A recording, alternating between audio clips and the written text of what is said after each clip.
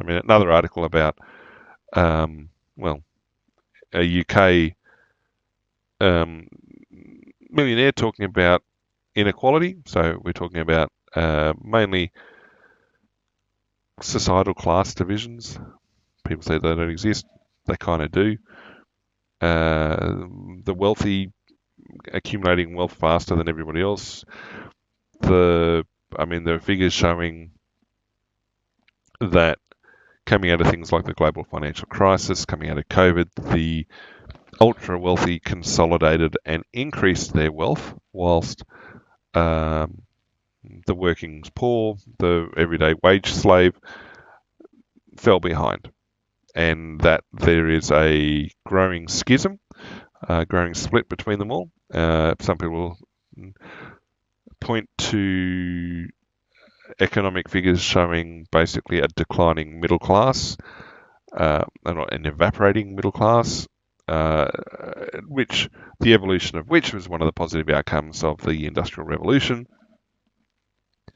and the idea that people sort of hope that eventually the working poor, the underemployed, etc., would move up out of those effectively impoverished levels of employment and standards of living to the middle class, maybe not into wealth, but certainly into a far more secure standard of living. Well, when the middle class is effectively evaporated, you've got very few making the jump to the wealthy class. A lot have fallen back into paycheck to paycheck or worse.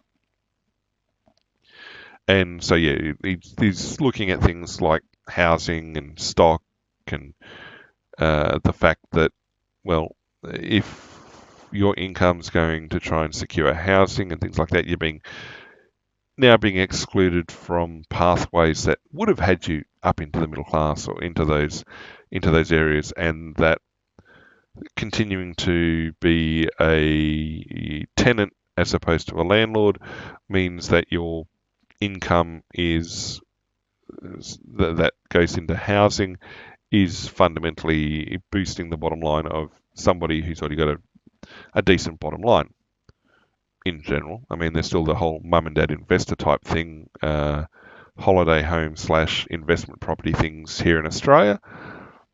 But again, even that attracts criticism. People say that it's largely the baby boomers or holding on to property, or the fact a lot of investment property has been turned around to short-term leases like Airbnb, which puts a greater impost on people trying to live in those regions who would normally be going for long-term leases. But the financial attractiveness of the shorter-term lease is, well, more money in the short term, and the ability to more rapidly react to people wanting to give you money, whereas a long-term lease takes you away from that.